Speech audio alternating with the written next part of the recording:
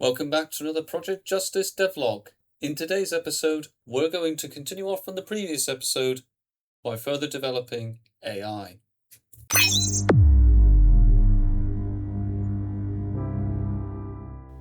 Hello everyone and welcome back to another devlog. In today's episode, we'll be carrying on from the previous episode with AI.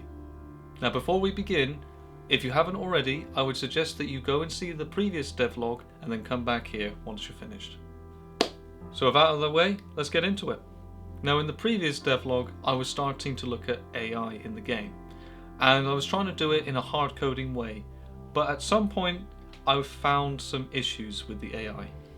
So following on from that, I did go back and actually have a look to see where the issues were, and I found out that in the code there was no references to self, and that's why it wasn't really working. It just literally just takes just like one bit of code where it's not hooked up properly, or you're missing a node, or you've used the wrong node and it all just completely doesn't function properly or doesn't work at all. Coding 101 or debugging 101. Am I right? But yeah, I got it working and it was all fine. And so I had some AI, which was essentially a bare bones AI that was working, but I felt like I could improve on this. So my mind was in two places at the time when I was trying to think on expanding the AI. The first one was having a look at state trees. I remember a while back when state trees were first added, that was kind of a revolutionary new thing that Epic Games had brought in for Unreal Engine to try and help people with AI. And I looked at it, and there was arguments for and against for it.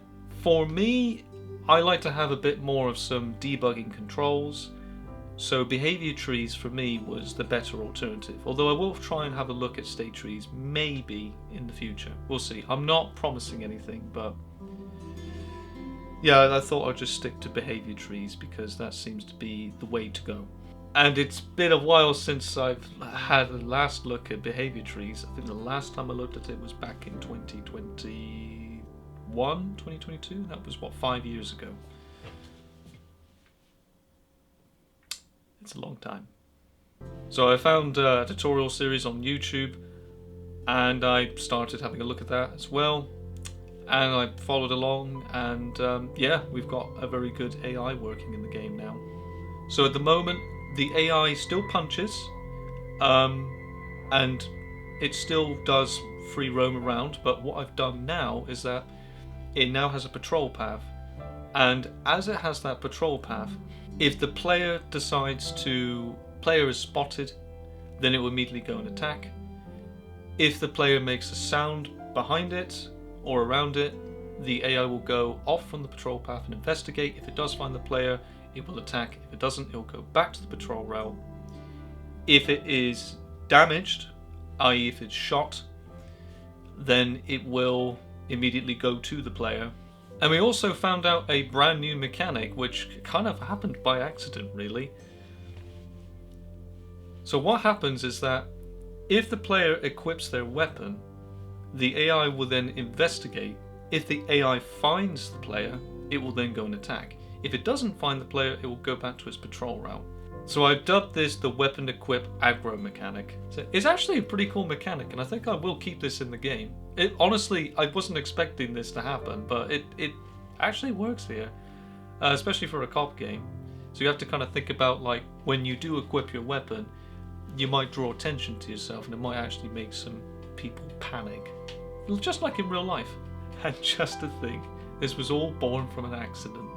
There was an issue that I did find along the way where the projectile wasn't hitting the AI. So what I managed to do was do an isValid node just before the event damage on the AI, and that seemed to fix the problem. The AI also damages the player, and it also is able to kill the player as well, so we're all good with that. And with that being said, that's as far as I got to with the tutorial. I still have to do EQS, and there is something about ranged enemies, so I think that's the next logical step to go to, is to start getting ranged AI enemies. But that will probably be in the next episode. And I think that's where I'll leave it off for here today. There hasn't really been much else. I'm still thinking about a few more things like in the far future, like acquiring models and thinking about what the characters will look like and about how I can implement music, sound effects, and also looking at the heads-up display and also the menu system as well. But that's all stuff that's probably going to be happening in the future, not right now at this moment in time. I'm just trying to make a minimal viable product right now. But tell me what you think. Did you enjoy what I've done? Do you think I could have done things better? Do you think I should use state trees? Let me know down in the comments below. And if you're enjoying the series, please make sure to like, comment and subscribe. And with that, thank you all so much for watching, and I'll catch you in the next one.